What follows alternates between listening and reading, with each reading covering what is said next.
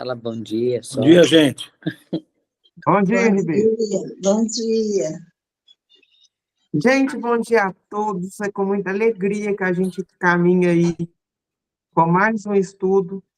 Hoje a gente dando mais um passo aí no capítulo 11 do livro Vida e Sexo. Na última semana foi um estudo provocador, foi um estudo incômodo, e eu acho que essa é a grandeza da doutrina, né? Ela conseguir nos incomodar e nos levar a ter ações, pensamentos, comportamentos diferenciados.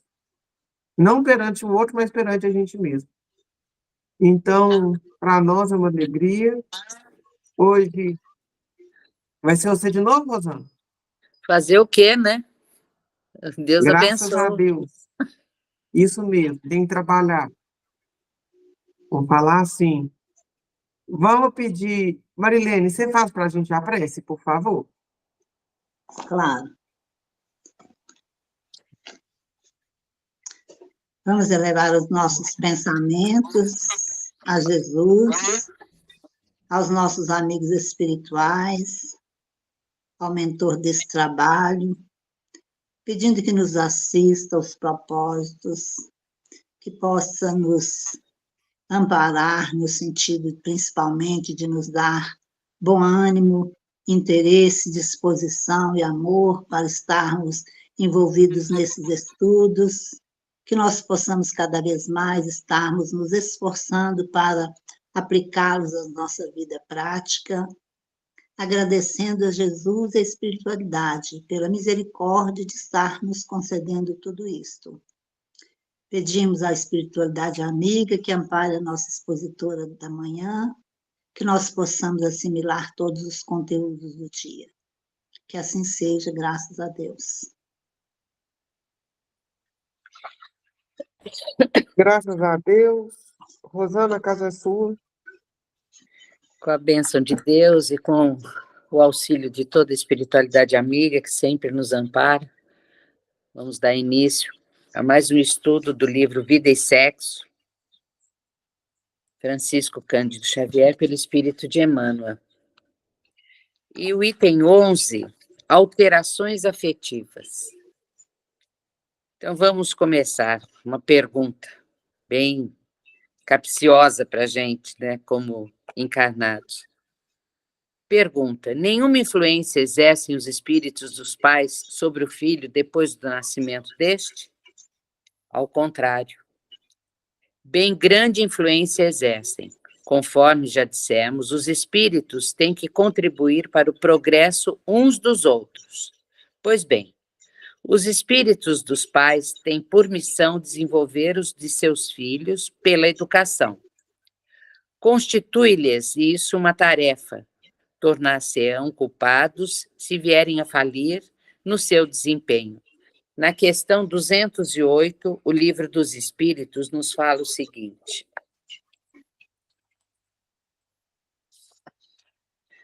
os espíritos dos pais não exercem influência sobre o do filho após o nascimento? Exerce muito, pois já, como dissemos, os espíritos devem concorrer para o progresso recíproco.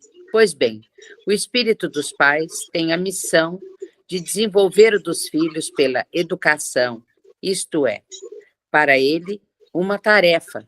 Se nela falhar, será culpado. Então, nós, como pais, somos totalmente responsáveis pelo que nós passamos para os nossos filhos.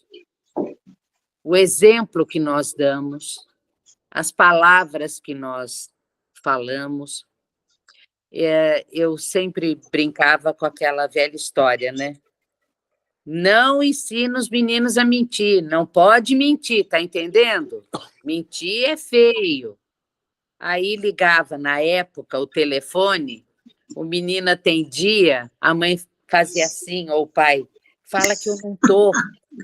Quer dizer, o que eu estava ensinando para o meu filho, para minha filha?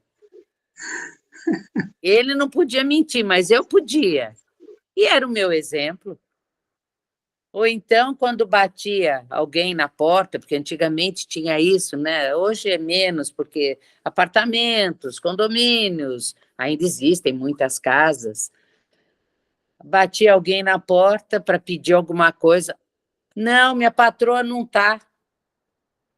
Não é isso? Que era para não disponibilizar nada, para não conversar. Então, esses pequenos exemplos bobos, coisas bobas, mas que faz aquele exemplo.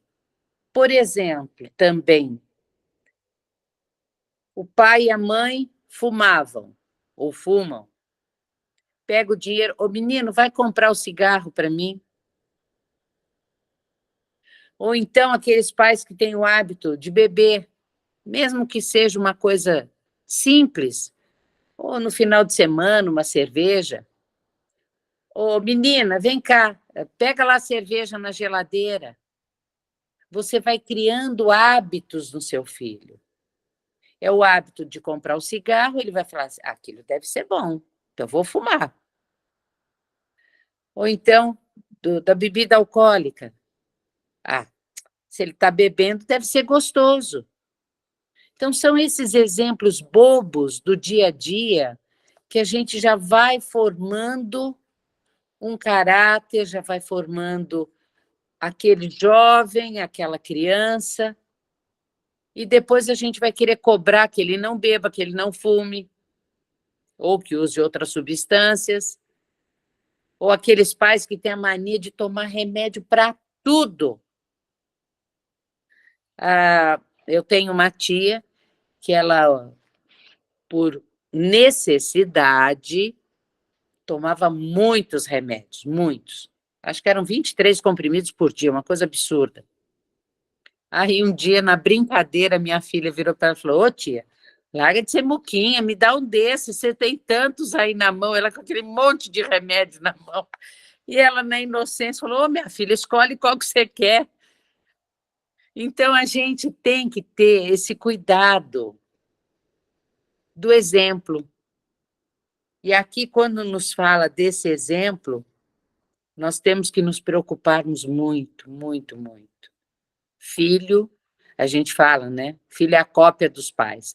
Não, aquele espírito é individual, ele veio para evoluir, assim como nós, como pais. Então, vamos dar continuidade, que mais para frente a gente vai falar sobre isso. Muito se alteram as condições afetivas depois que o navio do casamento se afasta do cais do sonho para o mar largo da experiência. Converte-se, então, a esperança em trabalho e desnudam-se problemas que a ilusão envolvia. Em muitos casos, a altura da afeição permanece intacta. Entretanto, na maioria das posições, arrefece o calor em que se aquecia o casal nos primeiros dias da comunhão esponsalícia. Início de namoro, início de casamento, tem todo a borboleta no estômago, aquela coisa, aquela ilusão, aquela situação de conhecer o outro, mas conforme o saco do sal vai diminuindo, vai sendo utilizado, vai conhecendo mais profundamente, aí começam as situações de, mas eu não sabia que era assim. Aí a mulher chega para a mãe e fala, mãe, mas casar é isso, lavar, passar, cozinhar, ainda ter que trabalhar, ainda ter que cuidar de marido. Ou o marido fala assim, nossa, mas eu tenho que sair para trabalhar todo dia de manhã, pegar meu dinheiro, entregar tudo para ela para poder pagar a conta. Então, essas situações, a gente, no começo, é tudo maravilhoso. Mas a gente tem que lembrar que nós viemos de duas famílias completamente diferentes, apesar da gente sentir que aquele é o amor da vida, que aquela é a pessoa que a gente quer continuar, mas são experiências completamente diferentes. Nós viemos de religiões até diferentes, e que isso tudo vai ter que se tornar uma coisa só. Claro, cada um com a sua individualidade, mas as responsabilidades agora é única, é dos dois. Então, quando chega uma hora, fala assim, mas esse é o casamento que eu queria? E tem outros casais que são tão afinados que permanece esse frisson, essa necessidade de um estar com o outro, de continuar aquela sensação de começo. E aí, quando nós estamos com a necessidade de salvar um casamento, porque às vezes acontece isso, né? Chega, tem a famosa fala, né, dos 7 anos. Quando chega os 7 anos do casamento, é que tem os problemas, que as situações mudam. Aí você fica pensando assim, bom, eu casei porque eu queria. Claro que existem situações que não é bem assim, mas a grande maioria casa para ficar junto. Chega num período que fala assim, mas não é isso que eu quero. É onde eu acho que a religião entra. É onde eu tenho a sensação de que aquela ilusão do início, ela vai se tornando a realidade. E essa realidade precisa de outras interferências na nossa vida, além das familiares. E a religião ajuda muito, sustenta muito, e nos dá outras informações. No nosso caso, nós participamos, nós éramos católicos, e participávamos de encontro de casais, encontro de jovens, preparação para a crisma. Então, nós tínhamos um envolvimento, além do familiar, o religioso. E isso dá muita sustentação. O nosso estudo aqui nos mostra a importância de nós nos agregarmos com outras pessoas, com outras experiências. E a nossa responsabilidade é cada vez maior, porque nós estamos sabendo daquilo que nós estamos vendo. E nós estamos preparados para isso. E os nossos filhos seguindo os nossos passos. Quando nós estamos engajados numa casa espírita, numa igreja católica, numa igreja evangélica, nós temos a oportunidade de reaprendermos a conviver como um casal. Isso também nos ajuda. Esse nosso estudo aqui vai servir também para aquelas famílias que estão vindo até nós. Nós vamos ter uma base para poder auxiliar essas famílias. E aí, urge, porém, salvar a embarcação ameaçada de Soussobro, seja pelo choque contra os rochedos ocultos das dificuldades morais ou pelo naufrágio nas águas mortas do desencanto. Então, é aonde chega aquelas dificuldades. É aquele marido que começa a chegar mais tarde, a ficar no boteco com os amigos, é aquela mulher que sai, vai tomar, além de trabalhar, claro, os dois, não estou falando que seja diferente, mas os cuidados um para com o outro começam a se arrefecer. E aí é que nós temos que reorganizarmos espiritualmente, psiquicamente, para que a gente dê continuidade a esse casamento. Parceiro e parceira nos compromissos do lar precisam reaprender na escola do amor, reconhecendo que, acima da conjunção corpórea, fácil de se concretizar, é imperioso que a dupla se case em espírito, sempre mais em espírito, dia por dia. Não se inquiete o par à frente das modificações ocorridas, uma vez que toda afinidade correta nas emoções do plano físico evolui fatalmente para a ligação ideal, a exprimir-se na ternura confiante da amizade sem lindes. Aí nós temos, no livro Família, devemos sempre recordar que não imaginamos o investimento espiritual que é feito para que cada lar da Terra seja um pronto-socorro, recebendo orientação moral precisa para que o lar seja um núcleo de irradiação da paz e da harmonia. Então, é onde nós começamos, após algum tempo, nos reorganizarmos, modificarmos. E não é fácil, né? Porque nós temos a nossa personalidade, nós temos as nossas vivências passadas, todas elas vão vindo à tona, vão sendo trazidas para aquele lar. E se nós não nos modificarmos, aparece aquela situação assim, não quero mais, não era bem isso que eu queria. Então, a nossa junção espiritual é que vai fazer a diferença. É onde nós, como casal, nós podemos dar continuidade a essa família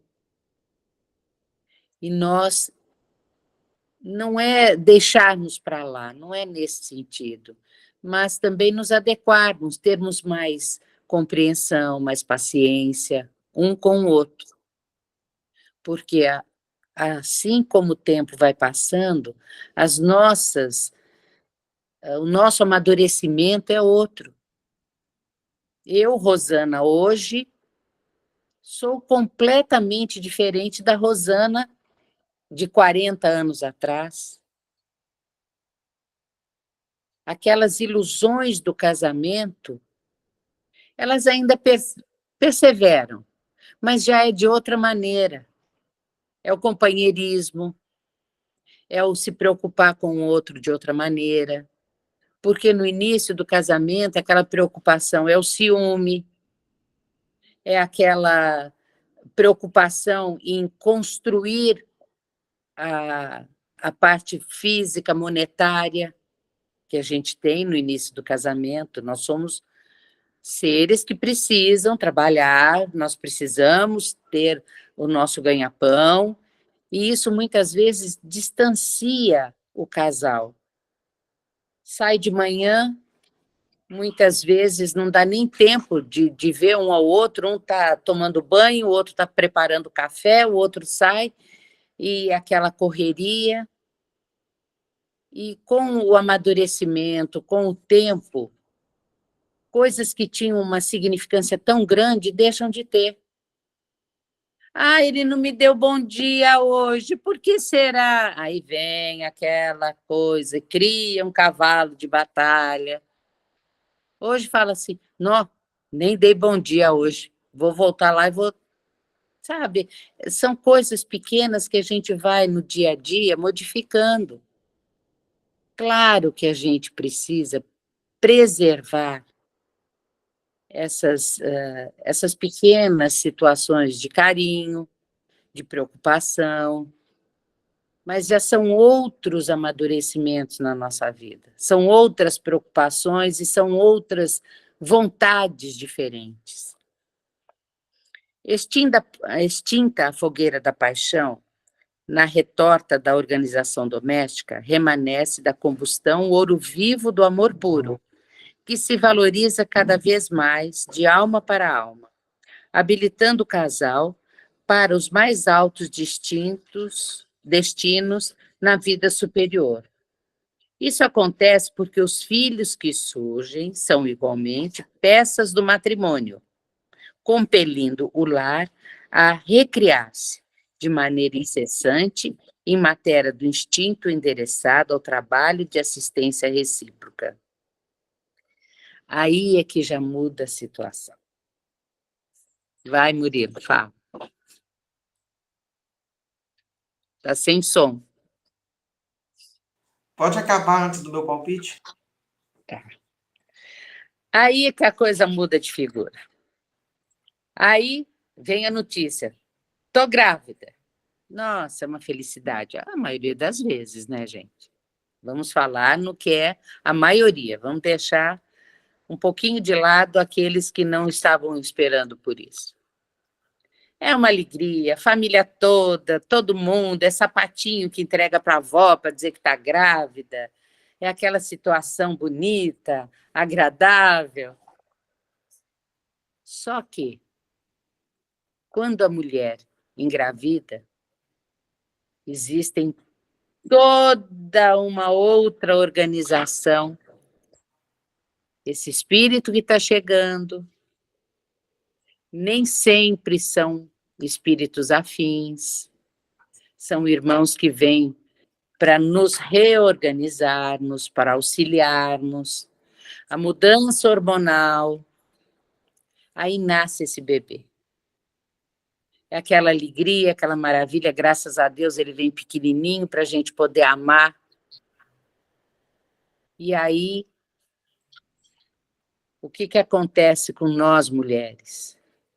Nós nos dedicamos quase que inteiramente a esse filho. E aonde a gente deixa de lado o lado mulher para se tornar somente o lado mãe. É onde nós temos a nossa responsabilidade e a preocupação com aquele bebezinho. E muitas vezes aquele homem, aquele marido, não estava preparado para ser somente o pai daquela criança.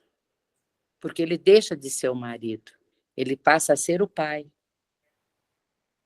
E a criança depende quase que exclusivamente daquela mãe. E aonde aquelas situações mais delicadas no casamento, onde há um distanciamento, ao invés de ser uma união, para que ali consiga continuar com aquele amor, com aquela preocupação, com aquele carinho, passa a ser: eu sou o pai de fulano, eu sou a mãe de ciclano, e eu deixo de ser a mulher de fulano, o marido de ciclano. Aonde começam a ter aqueles distanciamentos. Por um período, se houver a preocupação de dar continuidade a essa família. E não é desculpa para aquele marido, ela só quer cuidar daquele bebê, ela só está preocupada com a criança, porque a criança cresce e cresce, graças a Deus, e começa a se distanciar.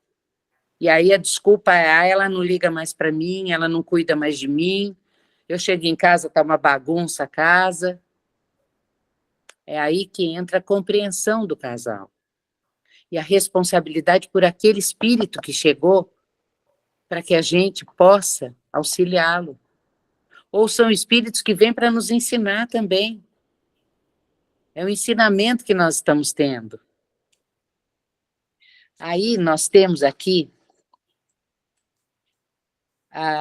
uma explicação. Pais e mães, abram os olhos do espírito para as realizações de seus filhos, observando-lhes as tendências e auxiliando-os a tirarem os pés do pântano da ilusão e do vício e alçarem o voo do aprimoramento no bem, na virtude, sem desânimo nem inércia, pois dia virá em que sentiremos o calor da satisfação por cada grama de luz que os ajudarmos a construir, ou sentiremos o frio da culpa por cada miligrama de sombra que poderíamos tê-los ajudado a evitar e não o fizemos.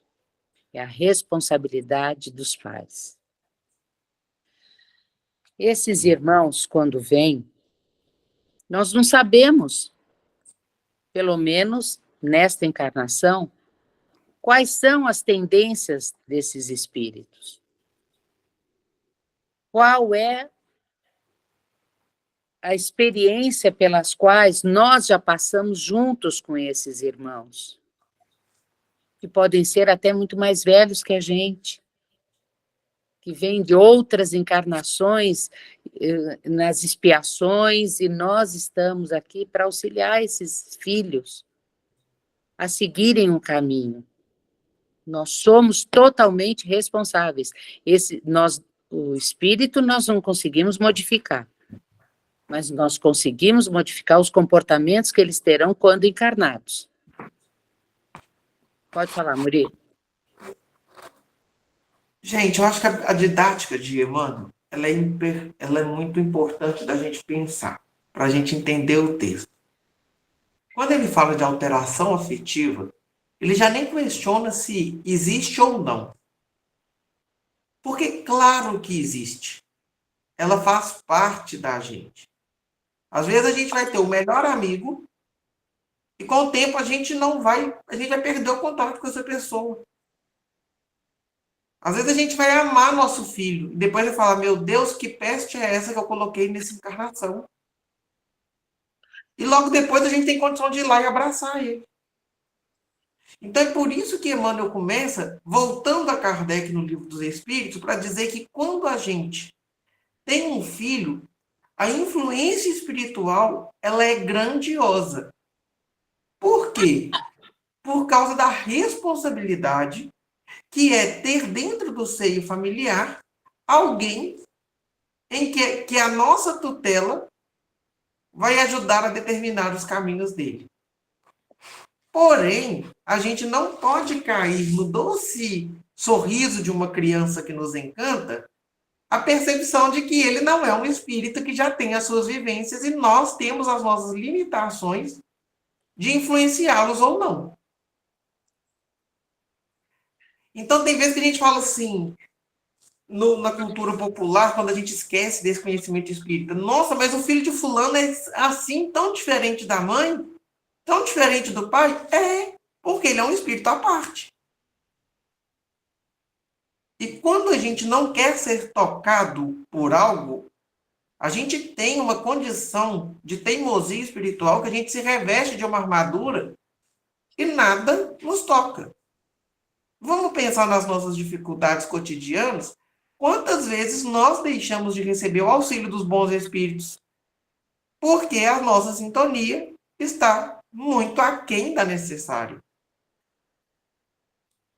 A gente sempre ouviu os conselhos dos pais com amor e carinho?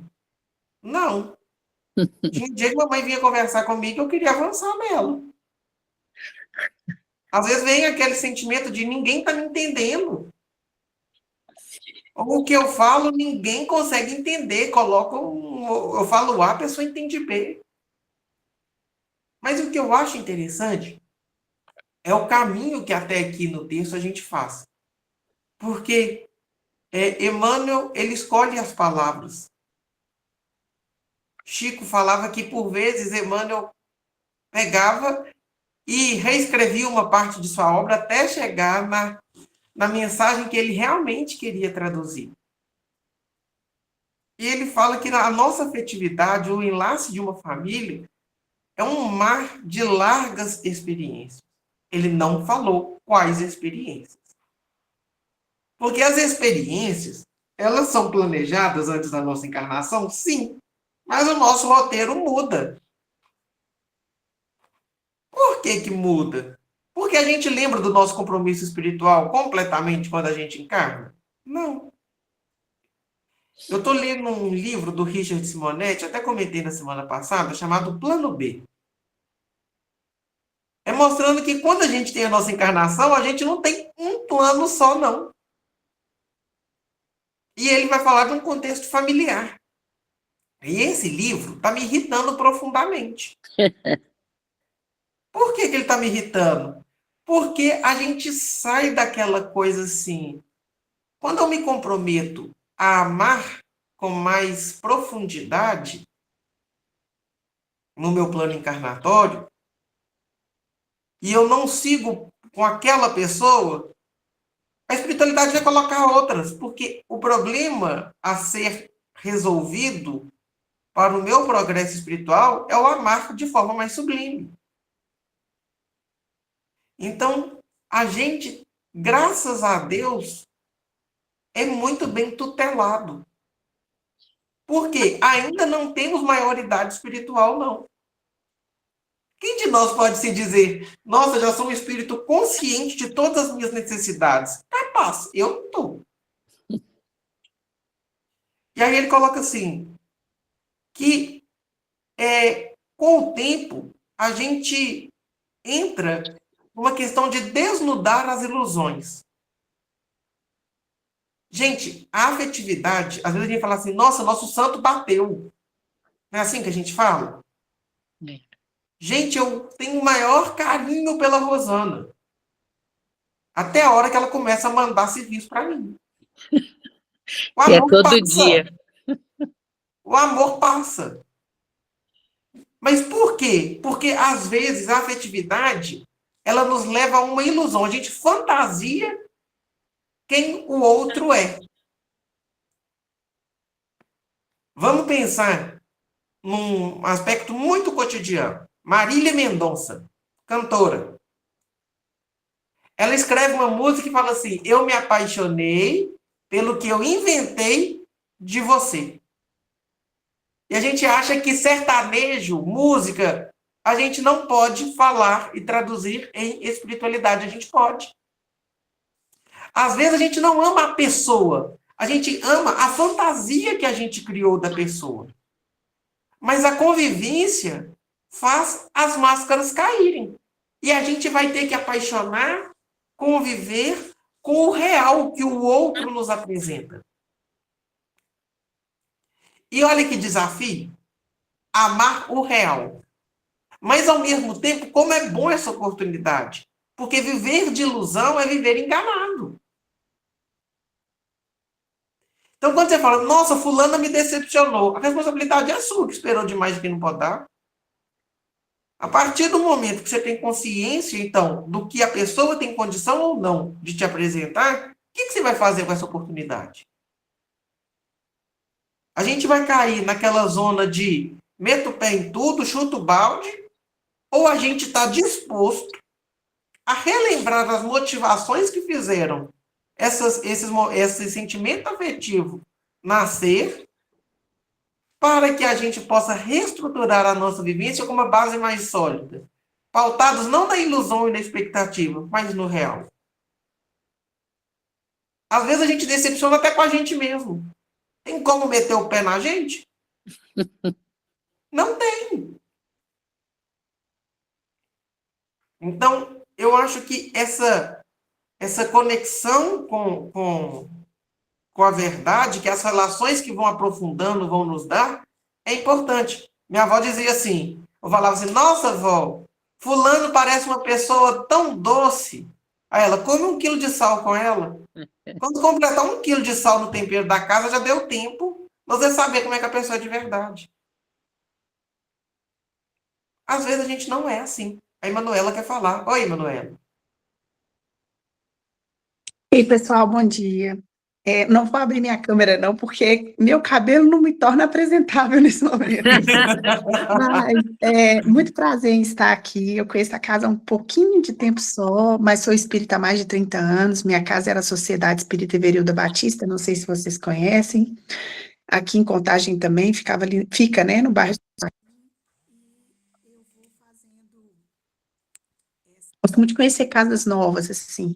Achei interessantíssimo o tema proposto, achei interessante também o comentário do Murilo a respeito da gente ter esse encontro com o real das pessoas, né, porque muitas das vezes as orientações dos pais, elas vêm num sentido e num propósito, e considerando as vicissitudes próprias, as inclinações dos espíritos em encarnação, a gente sabe que nem sempre o script vai sair conforme planejado, né.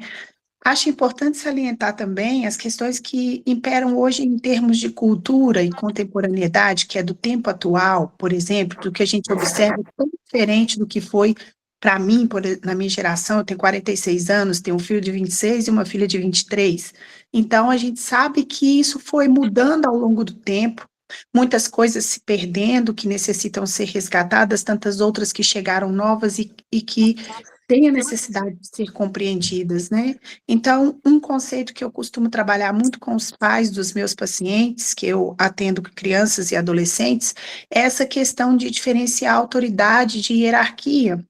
muitas das vezes, na nossa infância, a gente aprendeu muito que era uma autoridade. Então, nossa relação com os nossos pais, ela era muito pautada pelo medo, pelo receio, pela ausência de um espaço de um diálogo, de uma conversa, de um entendimento, né? Era muito dessa maneira. Então, mesmo com medo, isso não impedia que a gente tivesse as inclinações próprias do nosso espírito, manifestadas em muitos erros, né, em muitas condutas que não eram tão boas para a gente assim. Quando a gente estabelece uma hierarquia no processo de educação, a gente entende o conceito de hierarquia como respeito, que é aquilo que vem antes da gente, aquilo que se concebe com mais sabedoria, e isso faz com que a gente tenha, junto com essa hierarquia, uma flexibilidade maior na conduta aplicada aos nossos filhos. Então, a gente pode abrir espaço para uma escuta, para um diálogo, né, nessa tentativa que a gente tem de ir se adaptando às atuais mudanças circunstanciais da vida. Famílias não são mais famílias heteronormativas, né, concebidas como antigamente, há uma pluralidade de modelos familiares vigentes no mundo hoje, com perspectivas diferentes, funcionamento diferente, e que a gente precisa ter uma conduta onde a gente abarca tudo isso. Acho que o espiritismo é uma filosofia capaz de trazer isso com mais facilidade na agregação dessas novas, né, formações aí, muito mais por justamente já ter uma compreensão prévia de que nós não somos aquilo que somos quando nascemos, né? Nosso espírito tem história, tem criação, tem tantas outras coisas que fazem parte. Então, era isso que eu queria contribuir um pouquinho aí com o estudo e dizer do prazer de estar aqui com vocês hoje pela manhã. Emanuela, que Obrigada. aula. E é bom porque quando a gente tem essas participações, a gente lembrar que nosso estudo ele é interativo. Então, quem quer falar, só abre o microfone, levantar a mão aí e fiquem à vontade. Essa diferença entre hierarquia e autoridade, ela é muito marcante. Mas a gente corre um risco também de ir para o outro extremo. A gente virar o amiguinho do nosso filho e passar a mão na cabeça dele. A permissividade. Então, quando a gente tem essa hierarquia bem trabalhada, a família fica tão mais harmoniosa. E sim, quantas vezes a gente não teve respeito, a gente foi ensinado a ter medo. Não vou nem falar isso pro meu pai, porque, nossa senhora, a cara dele. Já sei como é que ele vai reagir. Aí a gente fazia uma coisa na frente dele e outra nas costas. E aí a gente é convidado a ir para o real e não para a ilusão. E a máscara caiu, o que eu vou fazer com ela? Meu pai e minha mãe vão ter que lidar com o filho real que eles têm. E isso é o que Emmanuel fala lá no terceiro parágrafo. A gente tem rochedos ocultos morais a serem trabalhados, a serem lapidados. E aí, gente, eu sou uma pessoa extremamente impaciente. É um rochedo moral a ser trabalhado, porque quando cutuca demais, eu tendo agressividade. O que eu vou fazer com isso? Já comentei aqui várias vezes que eu tenho muita dificuldade em lidar com criança, né? Estou eu no centro esse domingo, e aí, sei lá por quê, acho que a espiritualidade falou assim, vou te testar. Colocou 10 crianças no meu pé. Na primeira impressão, eu queria morrer. Falei, Senhor, pode me levar, tá na hora do desencarne, não quero mais. Parou. Um segundo momento, tinha um que tem uns 4 meses. Eu peguei esse menino no colo, eu fui brincar com o outro, eu fui fazer trem errado com o outro. Na hora que eu vi, falei, gente, dei conta. Cadê então o bicho de 7 cabeças que me acompanhou até aqui? E aí, num determinado momento, um mentor espiritual manifestou e falou comigo assim, olha, Murilo, hoje eu vim te fazer uma pergunta. Aí eu, ok, pode falar. Você tem dificuldade em lidar com a criança dos outros ou com a sua criança ainda ferida que você nunca deixou ser tocada?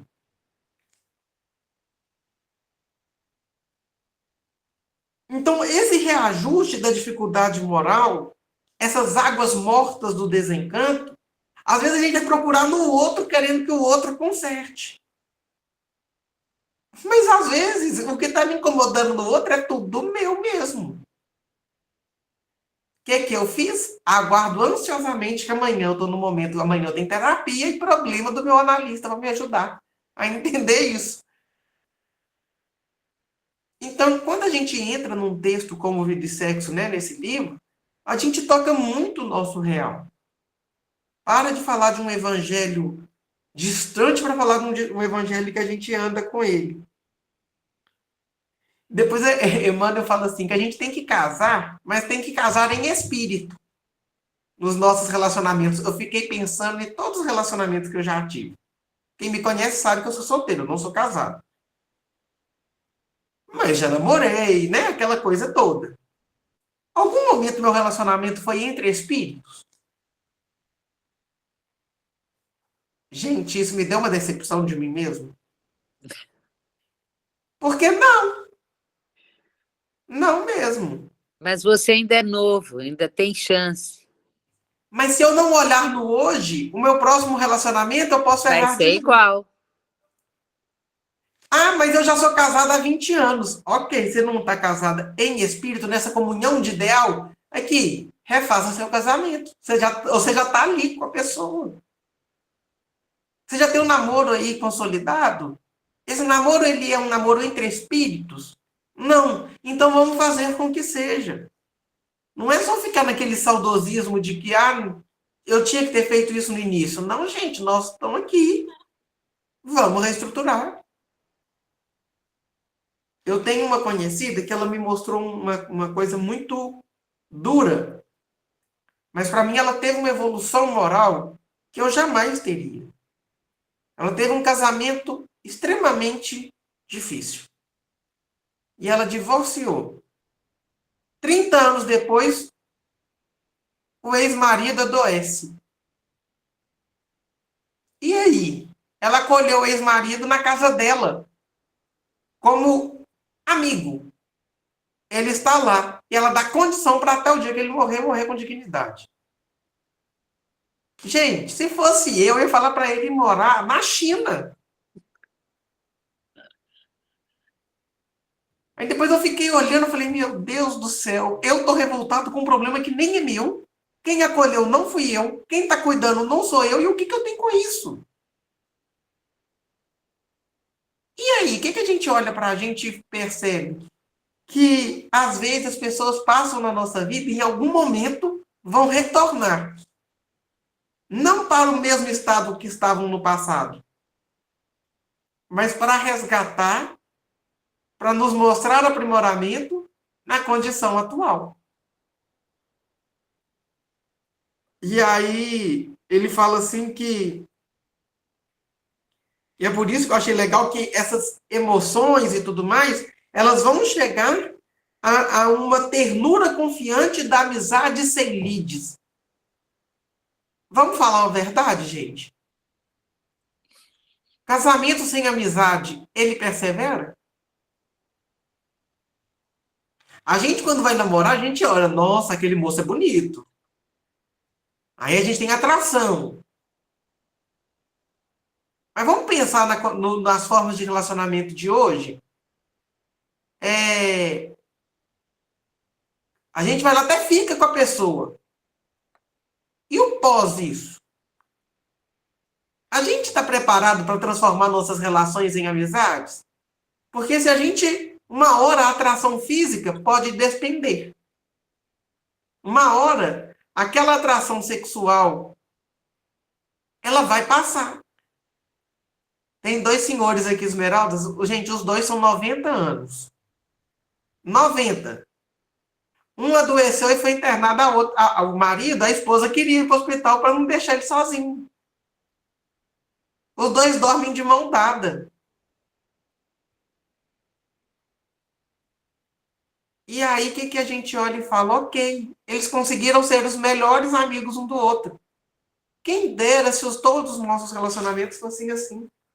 Eles não tiveram dificuldade no casamento? Óbvio que teve, gente. Teve dificuldade para criar filho? Claro que teve. Mas é um tivemos amadurecimento, sabedoria. né, Murilo? Mas que a gente precisa de olhar para esses exemplos e falar, olha, tem como. Até onde eu dou conta de chegar? Não é repetição do processo do outro, mas aprender dentro do meu processo com o máximo que o outro pode me oferecer de bom. Porque quando a gente recebe um filho, a palavra que Emmanuel usa é recriar. Ele fala assim, olha, a gente tem muito costume de falar, não, como que você está criando seu filho? Não, gente, você está recriando, porque a personalidade dele já vai ser tocada por várias influências das vidas passadas. Ela vai se moldar nessa também. Mas é um novo processo que inicia. Não é pegar tudo que passou e descartar. Então, nesse processo de recriação, ele é moroso. Mas ele pode ser bom.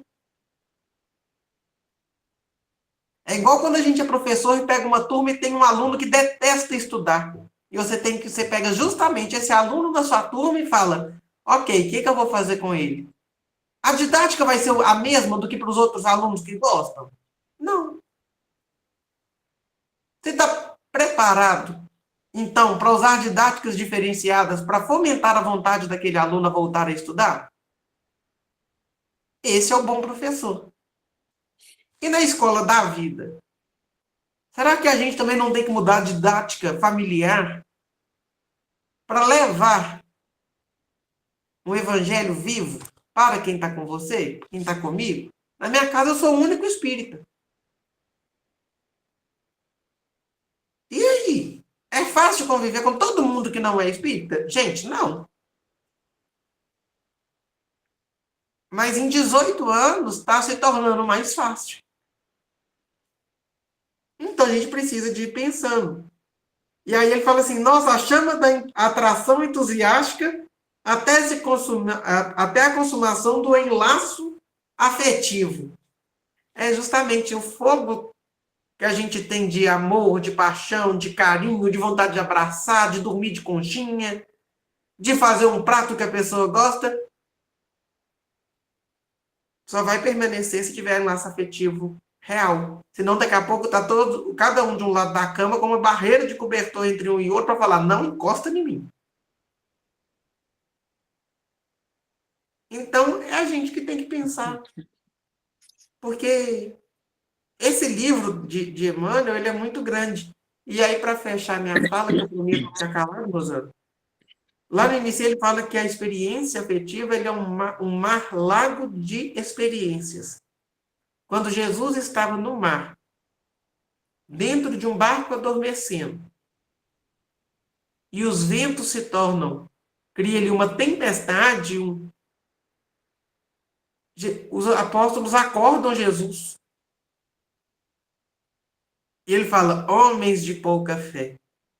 E ele se levanta e manda o mar silenciar, os ventos acalmarem e a paz se estabelece. E no mar da nossa vida? Quando as alterações afetivas nos levam à turbulência, será que é nessa hora que a gente lembra de Jesus e pedimos o auxílio dele, acordamos ele em nós, para que juntos possamos acalmar? Ou a gente tende a querer meter o pé em tudo, ser o dono da verdade e falar que só a nossa afetividade e o jeito com que a gente ama é o ideal? Aí eu vou ficar calada agora. E aí, dando continuidade, é só claro, retendo todas as informações que você já nos passou, o carinho repartido a princípio a 2 passa a ser dividido por um maior número de participantes do núcleo familiar.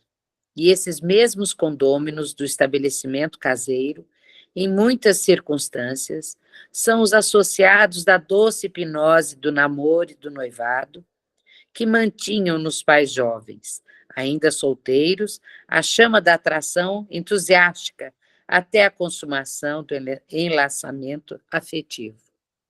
Quase sempre, espíritos vinculados ao casal ora mais fortemente ao pai, ora mais especialmente ao campo materno, interessavam-se na vida maior pela constituição da família, à face das próprias necessidades de aprimoramento e resgate, progresso e autocorrigenda. Em vista disso, cooperaram em ação decisiva na aproximação dos futuros pais, aportando em casa pelos processos da gravidez, do berço, reclamando naturalmente a cota de carinho e atenção que lhes é devida. Aí, nós vamos sentindo a lei da atração. Nos falam assim, o amor de mãe é igual para todos os filhos. O amor, sim. Mas a proximidade, tem filhos que são muito mais próximos da gente. E tem filhos que nós aprendemos a nos aproximar. Essas situações, às vezes eu fico imaginando quanto trabalho a espiritualidade tem para nos juntar.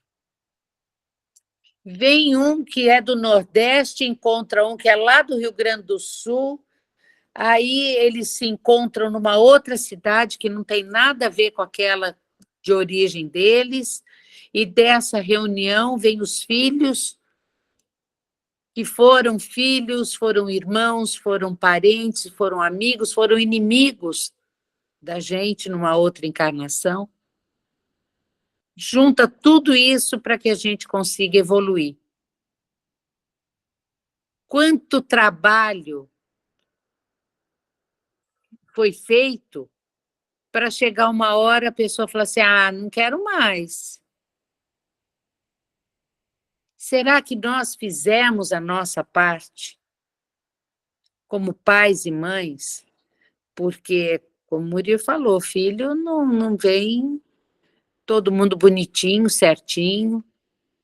Nós recebemos os filhos que nós precisávamos ou para nos evoluir ou para auxiliar a evolução desses irmãos. Então, essa família, quando vem, esses irmãos, quando vêm, não é por acaso, não existe por acaso. É onde nós estamos nos preparando sempre, nos aprimorando sempre. Há uns anos atrás, eu escutei uma fala da minha filha, que é uma filha amada demais. Ela virou para mim e falou assim, mãe, muito obrigado. Eu falei, uai, o que você quer agora? Se você não tivesse sido dura comigo, eu não sei o que ia acontecer na minha vida. Porque era aquela filha que sempre bateu de frente, muito de frente comigo, mas era aquela filha que, se eu falasse, ai, que dor de cabeça, ela já ia, já procurava um remédio, já fazia o chá, já levava para mim, sempre preocupada com os irmãos, mas era uma filha que me desafiava o tempo inteiro.